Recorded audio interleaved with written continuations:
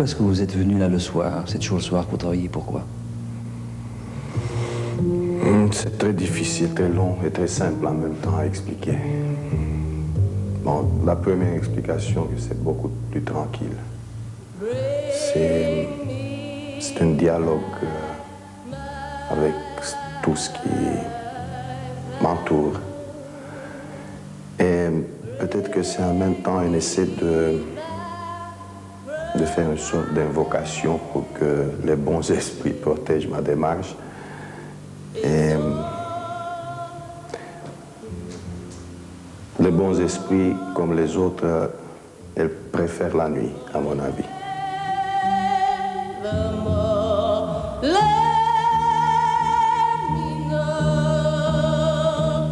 Attaquer le blanc de mur, c'est pas de mettre quelque chose sur, mais c'est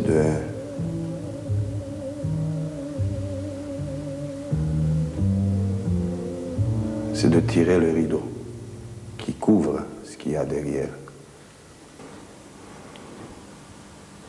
Il faut donc, une fois qu'on a vu, il faut tout de suite le communiquer, tout de suite. Alors, ce qui compte maintenant dans la deuxième étape de cette révélation, puisque c'est une révélation, c'est pas une position. L'artiste, il n'a pas de position là-dedans. Il fait un travail presque d'anonyme, si vous voulez. Quelqu'un qui tire le rideau sur une réalité qui existe. Dans notre cas, si on doit être lié à une époque, dans notre cas sur la vie de Christ, sur la légende du Christ. Mais j'oserais dire que cette réalité est beaucoup avant. Ces personnages sont beaucoup avant. C'est depuis l'existence humaine que ces personnages se promènent là.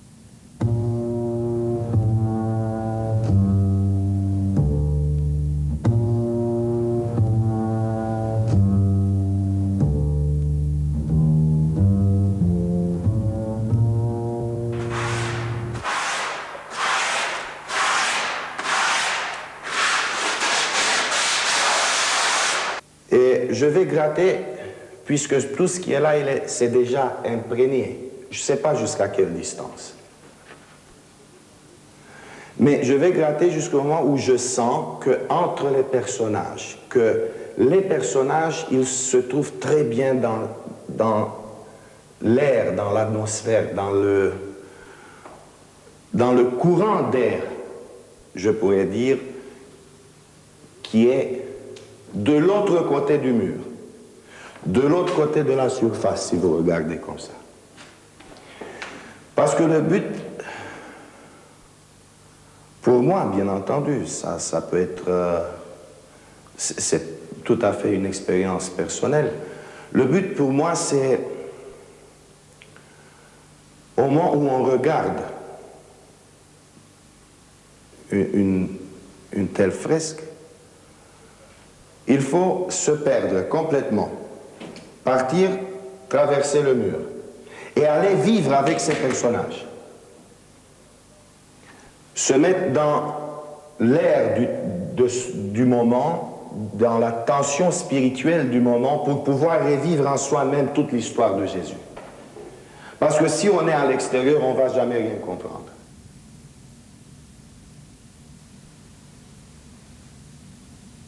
Take me back, for I need to know.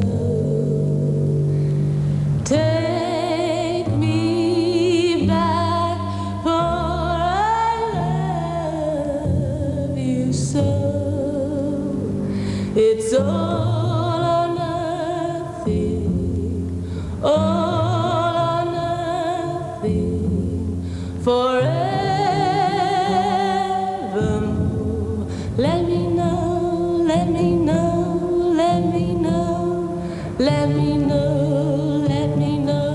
soir vous deviez peindre, vous ne peindrez pas, pourquoi? Qu'est-ce qui se passe?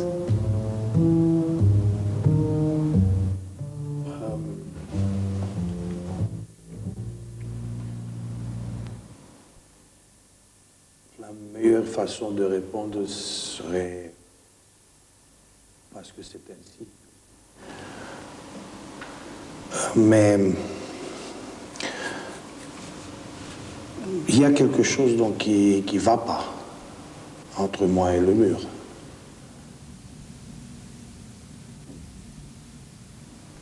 L'esprit, ce qui se passe dans ce mur,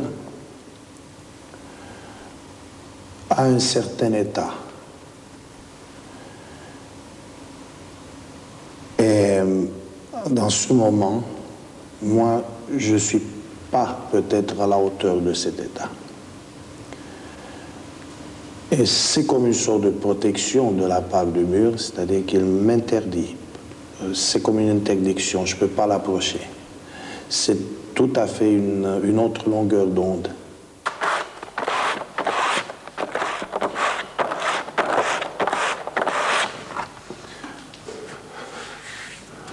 Ouais, par exemple, maintenant, ce personnage, il est prêt à subir, si vous voulez, l'apocalypse, son apocalypse. C'est-à-dire, il est prêt à se faire révéler.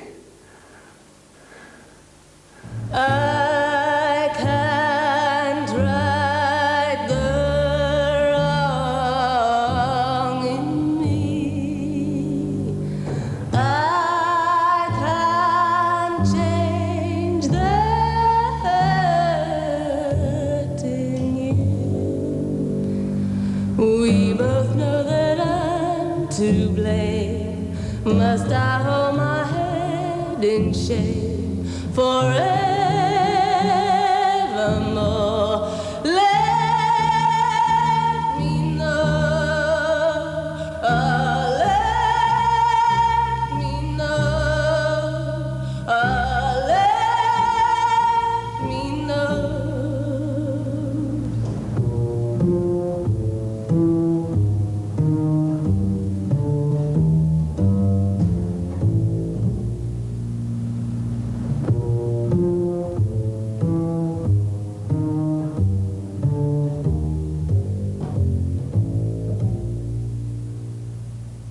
Toute image artistique, tout propos, tout discours, si vous voulez, visuel, c'est une émanation du discours profond.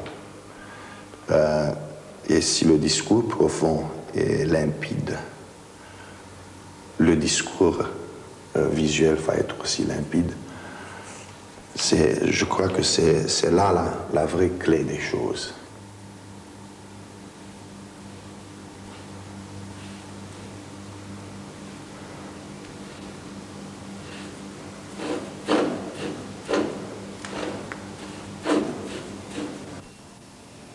C'est en quelque sorte un repos que vous offrez à ceux qui viennent se recueillir dans ce lieu. Bien entendu. Vous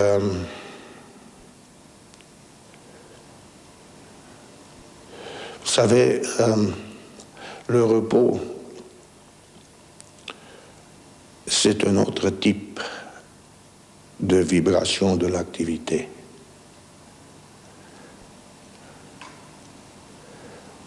On peut être dans un très grand repos et en même temps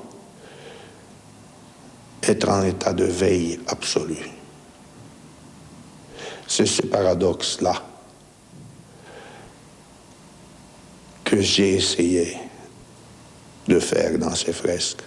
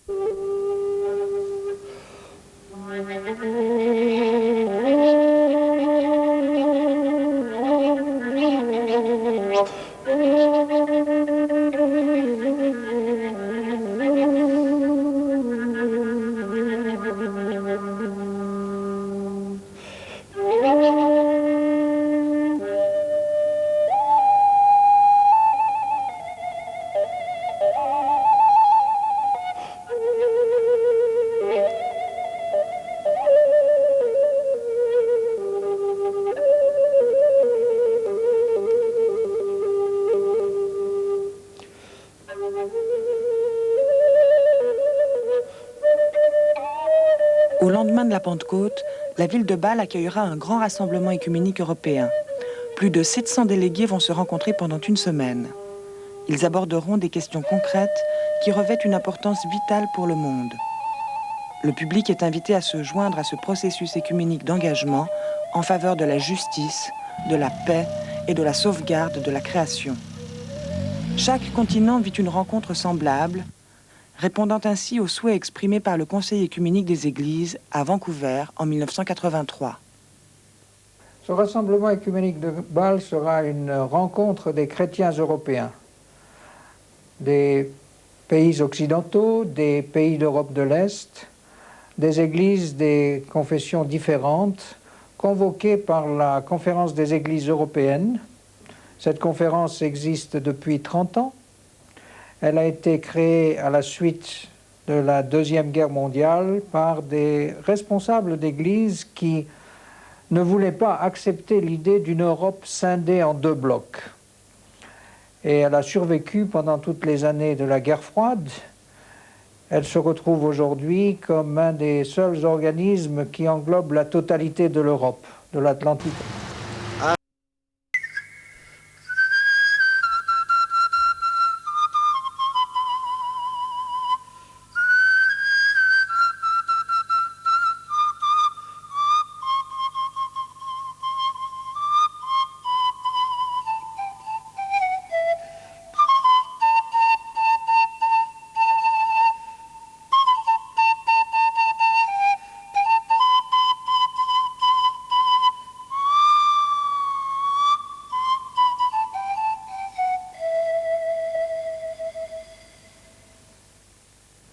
Le document de travail de la rencontre de Bâle livre des convictions de base telles que « Dieu nous a créés, nous les êtres humains, à son image, comme frères et sœurs, dans une relation de profonde dépendance avec la création tout entière.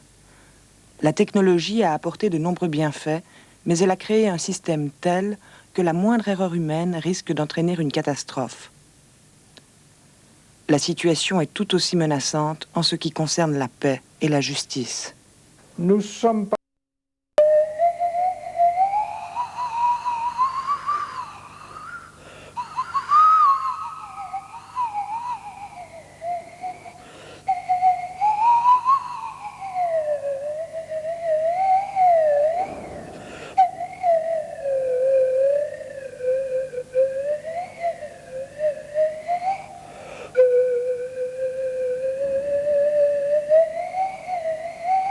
Le rassemblement de Bâle abordera, outre la paix et la justice, le thème de la sauvegarde de la création.